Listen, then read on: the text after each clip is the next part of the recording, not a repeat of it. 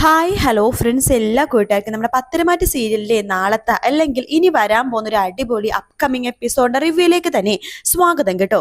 Channel ആദ്യമായിട്ടാണ് കാണുന്നുണ്ടെങ്കിൽ ഒന്ന് സബ്സ്ക്രൈബ് ചെയ്യാനും ലൈക്ക് ചെയ്യാനും മറക്കല്ലേ. അങ്ങനെ മാസങ്ങൾക്ക് ശേഷം അനന്തപുരി തറവാട്ടിലേക്ക് നമ്മുടെ നയനയും അതുപോലെ തന്നെ ആദർശും തിരിച്ചു വരുവാണ്. പക്ഷെ മുത്തശ്ശിയും ഇത് ആരോടും പറയുന്നില്ല കേട്ടോ, അവരാണ് വരുന്നേന്ന്. രണ്ട് അതിഥികൾ ഇന്ന് വരുന്നുണ്ട്, അവരിന്ന് വരവേൽക്കണം. അപ്പോൾ ഇന്ന് താലപ്പൊലിയും കാര്യങ്ങളൊക്കെ വേണം, ചെണ്ടമേളക്കാരെ വരെ നമ്മുടെ മുത്തശ്ശൻ കൊണ്ടുവരുന്നുണ്ട്. അപ്പൊ ദേവയാനിയൊക്കെ ചോദിക്കുന്നുണ്ട്, ഇന്ന് ആരാ മുത്തശ്ശ അത്ര വിശിഷ്ടമായിട്ടുള്ള അതിഥികൾ ആരാണ്? ഇതിനു മുമ്പ് ഈ തറവാട്ടിൽ ഇതുവരെ ഇങ്ങനത്തെ ഒരു ആനയിക്കലും കാര്യങ്ങളൊന്നും ഉണ്ടായിട്ടില്ല. അപ്പൊ ആരാണ് മുത്തശ്ശ അത് എന്ന് ചോദിക്കുമ്പോ ദേവയാനി, കുറച്ച് സമയവും കൂടി വെയിറ്റ് ചെയ്, ഒരു മണിക്കൂർ, അതിനുള്ളിൽ ആ അതിഥികൾ ഇവിടെ എത്തുമല്ലോ. അല്ല, അവര് ഇന്നിവിടെ സ്റ്റേ ചെയ്യോ? അതൊന്നും അറിയില്ല. നമ്മുടെ പെരുമാറ്റം പോലെ ഇരിക്കും അവരിന്ന് സ്റ്റേ ചെയ്യോ ഇല്ലയോ എന്നുള്ളതൊക്കെ. അവന്തിക വരുന്നുണ്ട്. ആരാ മുത്തശ്ശി വരുന്നത്? ഓ, എന്റെയും മണിയായിട്ടെന്റെ വിവാഹത്തിനോടനുബന്ധിച്ച് ആരെങ്കിലും വിരുന്നിനെ വരുമായിരിക്കും അല്ലെ?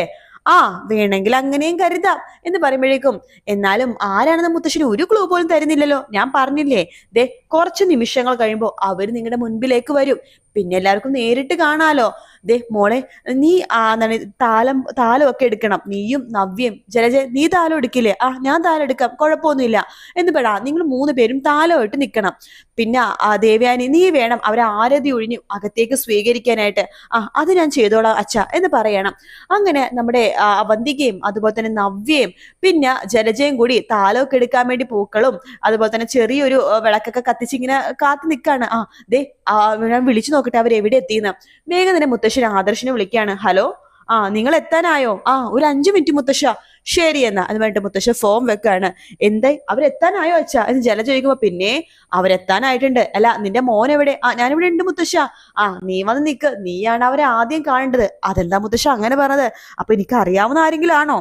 ആ, അതൊക്കെ വരുമ്പോ അറിയാലോ. അതെ, ഒരു 5 മിനിറ്റ് അവരിപ്പൊ എത്തും. ചെണ്ടമേളക്കാരൊക്കെ ചെണ്ട കൊട്ടി തുടങ്ങിക്കോ എന്ന് പറയാണ്. അങ്ങനെ ചെണ്ട കൊട്ടും കാര്യങ്ങളൊക്കെ ഇങ്ങനെ നടന്നുകൊണ്ടിരിക്കുകയാണ്. അവിടേക്ക് ആ വണ്ടി വരുന്നുണ്ട്. അപ്പൊ ആ വണ്ടി ഇങ്ങനെ വരുമ്പോഴേക്കും ആ അതികളുടെ അടുത്തേക്ക് നമ്മുടെ ദേവിയനെ ആദ്യം പോവാണെന്ന് ഇങ്ങനെ ആരതി ഒഴിയാനായിട്ട്. അപ്പൊ അവന്തികയും നവ്യയും ജലജയ്ക്ക് ഇങ്ങനെ എത്തി നോക്കുവാട്ടോ ആരാണെന്ന്. കയ്യില് താലവും ഉണ്ട്.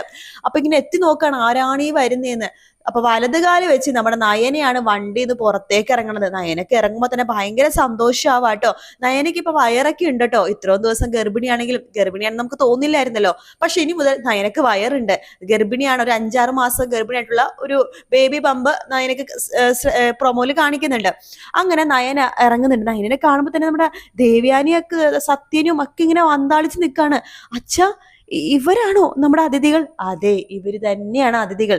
പക്ഷെ ഇപ്പൊ അതിഥിയായിട്ട് അകത്ത് കയറുമെങ്കിലും ഇനി അവരിവിടുന്ന് പോകുന്നില്ല. ഓ, ഇത് വല്ലാത്ത സർപ്രൈസ് തന്നെയാ. അപ്പൊ അനി പറയണ്ട്, ഞാൻ അപ്പോഴേ പറഞ്ഞില്ലേ മുത്തശ്ശനൊന്നും കാണാതൊന്നും ചെയ്യില്ലെന്ന്. ആദർശേട്ടൻ എവിടെ? അതേ വരുന്നുണ്ട് എന്ന് പറയുമ്പോഴേക്കും ആദർശം അപ്പുറത്ത വാതിൽ തുറന്ന് ഇറങ്ങണം. അപ്പൊ ആദർശം ഉണ്ടെന്നും നമ്മുടെ ഇത് വിചാരിച്ചില്ല, ദേവയാനി വിചാരിച്ചില്ല. കാരണം ദേവയാനി വിചാരിച്ചത് നമ്മുടെ നയനടുത്തുള്ള ദേഷ്യമൊക്കെ മാറി അച്ഛൻ നയനെ വിളിച്ചു എന്നാണ്. പക്ഷെ തൊട്ടു പിന്നെ ആദർശം ഇറങ്ങുന്നു. അത് കാണുമ്പോഴേക്കും നമ്മുടെ ദേവയാനിക്കൊക്കെ ഭയങ്കര സന്തോഷമാണ്. അച്ഛനും അമ്മയും കൂടി ഓടിപ്പോയിട്ട് നയനേനെയും ആദർശിനെയും കെട്ടിപ്പിടിക്കുകയാണ്. അവന്തിക എടുത്തും നവ്യ എടുത്തൊക്കെ പറയുന്നുണ്ട്, മുത്തശ്ശൻ അതെ, നിങ്ങൾ എന്താ നോക്കിക്കൊണ്ടിരിക്കണത്? ഇങ്ങനെ പൂ ഇങ്ങനെ എറിയാൻ വേണ്ടി പറയാണ്. അങ്ങനെ പൂവിന്റെ ഇതളുകളൊക്കെ അവരുടെ മുകളിലേക്ക് ഇങ്ങനെ എറിയുന്നുണ്ട്. നവ്യ മനസ്സിൽ ഭയങ്കര സന്തോഷത്തോടെയും ഭയങ്കര ഒരു സ്നേഹത്തോടെയാണ് ആ പൂവൊക്കെ ഇങ്ങനെ ഇതളുകൾ ഇങ്ങനെ എറിയുന്നത് കേട്ടോ. പക്ഷെ മുഖത്ത് ദേഷ്യഭാവമാണ്, കാരണം മറ്റുള്ളവരെ കാണിക്കരുതല്ലോ.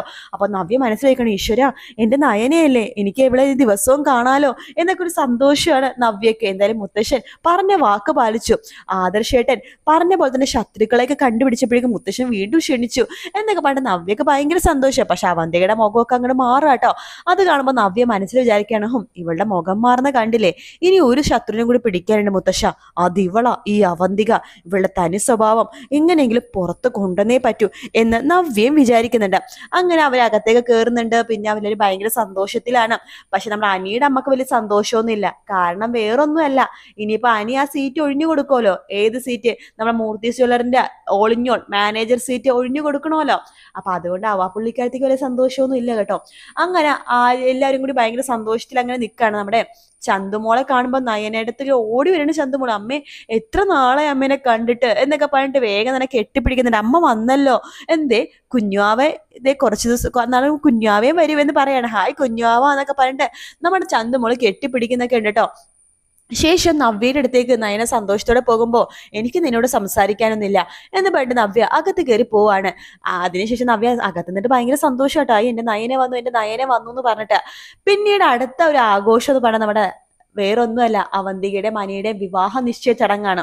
അപ്പൊ ആ വിവാഹ നിശ്ചയം മുടക്കാൻ വേണ്ടി നമ്മുടെ അനാമിക വരുമെന്നുള്ള ഒരു സങ്കല്പത്തിലാണ് അനി നിൽക്കുന്നത്. കാരണം ആ ഒരു കാര്യം നവീനോട് പറഞ്ഞിരുന്നല്ലോ, വിവാഹ നിശ്ചയം നടക്കുന്ന സമയത്ത് നീ അനാമികനെ പറഞ്ഞു വിടണം, അനാമിക പിന്നെ ആ വിവാഹ നിശ്ചയം മുടക്കിക്കോളും. അപ്പൊ ആ ഒരു സന്തോഷം നമ്മുടെ അനിയുടെ മുഖത്തുണ്ട്. വിവാഹ നിശ്ചയം മുടക്കുന്ന സമയം കറക്റ്റ് സമയത്ത് അവിടേക്ക് അനാമിക വരുമെന്ന്, വിവാഹ നിശ്ചയം മുടങ്ങുമെന്നൊക്കെ ഒരു വിചാരം. പക്ഷെ അനാമിക വരില്ല. അനാമിക അടുത്ത് പറഞ്ഞിട്ടുണ്ടല്ലോ നവീൻ, വരാൻ നിൽക്കേണ്ട, വിവാഹ നിശ്ചയം നടക്കട്ടെ എന്ന് പറഞ്ഞിരുന്നല്ലോ. അതുകൊണ്ട് അനാമികയൊന്നും വരുന്നില്ല. പക്ഷെ ഇവളുടെ കള്ളത്തരം, അവന്തികയുടെ കള്ളത്തരം, അത് മറ്റുള്ളവരെ അറിഞ്ഞല്ലേ പറ്റൂ. ഇപ്പൊ ആ വീട്ടിൽ അറിയാവുന്നത് നമ്മുടെ നവ്യക്ക് മാത്രമാണ്.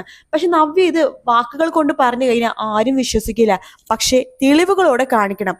അതിന് ഒരേ ഒരു വഴിയുള്ളൂ.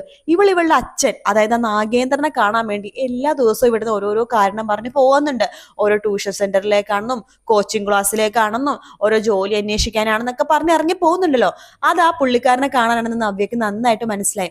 അതുകൊണ്ട് തന്നെ നവ്യ എന്താ ചെയ്യാന്ന് വെച്ച് കഴിഞ്ഞാൽ, ഇനി അവന്തിക ആ പുള്ളിക്കാരനെ കാണാൻ പോകുമ്പോൾ നവ്യയും പുറകെ പോകും. അല്ലെങ്കിൽ നവ്യയുടെ ഒരു സുഹൃത്തുണ്ടല്ലോ, ആ പുള്ളിക്കാരത്തിനെ അങ്ങോട്ടേക്ക് അയക്കും. എന്നിട്ട് അവന്തികയും നാഗേന്ദ്രനും അബിയും ഒക്കെ ഒത്തുകൂടി സംസാരിക്കുന്ന ആ ഒരു കാഴ്ച ഉണ്ടല്ലോ, അത് മൊബൈൽ ഫോണിലേക്ക് ഒപ്പിയെടുക്കുകയും പിന്നെ ആ ഒരു കാഴ്ച നമ്മുടെ മുത്തശ്ശിനെ കാണിച്ചു കൊടുക്കാനാണ് നമ്മുടെ നവ്യയുടെ പ്ലാൻ. അപ്പോഴും നവ്യ നേരിട്ട് കാണിക്കുമെന്ന് തോന്നുന്നില്ല. ഈ ഒരു കൂട്ടുകാരി വഴി ആദർശിനെ അയച്ച് ആദർശും നവ്യം അത് മനസ്സിലാക്കി അത് പിന്നെ മുത്തശ്ശിനെ കാണിച്ചിട്ടൊക്കെ ആയിരിക്കും മനസ്സിലാക്കുന്നത്. എന്തായാലും നാഗേന്ദ്രൻ വന്ന സ്ഥിതിക്ക് അവന്തികയുടെ അടുത്ത് ചെറിയൊരു ഡൗട്ട് നമ്മുടെ മുത്തശ്ശനുണ്ട് കേട്ടോ. ഇപ്പൊ മുത്തശ്ശൻ ഡൗട്ടൊന്നും കാണിക്കണില്ല. ഭയങ്കര സ്നേഹത്തോടെയാണ് അവന്തികയുടെ അടുത്ത് പെരുമാറുന്നത്. കാരണം മുത്തശ്ശനും അറിയാം വീടിനുള്ളിലൊരു കള്ളനുണ്ട്. ആ കള്ളി എന്ന് പറയുന്നത് നമ്മുടെ അവന്തികയാണ്. പുറത്തുള്ള ആ ഒരു ചതിയനെ കണ്ടുപിടിച്ചത് ആദർശ്, നാഗേന്ദ്രന. ഇനി വീടിനകത്ത് തറവാട്ടിലൊരുത്തിയുണ്ട് അവന്തിക. അവളെ കറക്റ്റ് ആയിട്ട് പുറത്താക്കേണ്ടത് നമ്മുടെ മുത്തശ്ശന്റെ ജോലിയാണ്. അവളെ കണ്ടുപിടിച്ചത് നമ്മുടെ മുത്തശ്ശൻ. അങ്ങനെ അവളെ പുറത്താക്കുന്ന ആ ചടങ്ങാണ് ഇനി വരാൻ വേണ്ടി പോണത്. അതായത് അവന്തികയുടെയും അനിയുടെയും വിവാഹ നിശ്ചയം അല്ല വരാൻ പോണത്. അവന്തികേനെയും അതുപോലെ തന്നെ അബീനെയും പിന്നെ ജലജ മിക്കവാറും പോവാൻ ചാൻസ് ഒന്നും ഇല്ല. എന്തായാലും അവന്തികയും അബീനെയും പടി ഇറക്കി വിടാൻ പോണ മുത്തശ്ശൻ. ഗെറ്റ് ഔട്ട് അടിക്കാൻ പോവാണ്. ഇനി അവര് മേലാൽ തറവാട്ടിലേക്ക് വരരുത് എന്ന് പറഞ്ഞിട്ട്. അപ്പൊ ആ ഒരു ഭാഗമാണ് നമുക്ക് ഇനി വരുന്ന ആഴ്ച കാണാൻ വേണ്ടി പോകുന്നത് കേട്ടോ. എന്തായാലും തിങ്കളാഴ്ചത്തെ എപ്പിസോഡില് നമ്മുടെ നയനയും ആദർശവും കൂടി തിരിച്ചു വരുന്ന ഭാഗമാണ്. അത് കഴിഞ്ഞിട്ടാണ് അനിയുടെയും അവന്തികയുടെ വിവാഹ നിശ്ചയത്തിന്റെ കാര്യങ്ങളും പിന്നെ ഇങ്ങനത്തെ കുറെ ഭാഗങ്ങളൊക്കെ കാണിക്കാൻ വേണ്ടി പോകുന്നത്. അപ്പോൾ വീഡിയോ ഇഷ്ടപ്പെടുകയാണെന്നുണ്ടെങ്കിൽ ലൈക്ക് ചെയ്യാനും പിന്നെ സബ്സ്ക്രൈബ് ചെയ്യാനും കമന്റ് ചെയ്യാനും മറക്കല്ലേ കേട്ടോ. മറ്റൊരു വീഡിയോ ആയിട്ട് വീണ്ടും കാണാം ഫ്രണ്ട്സ്. എല്ലാവർക്കും ടേക്ക് കെയർ. Bye bye.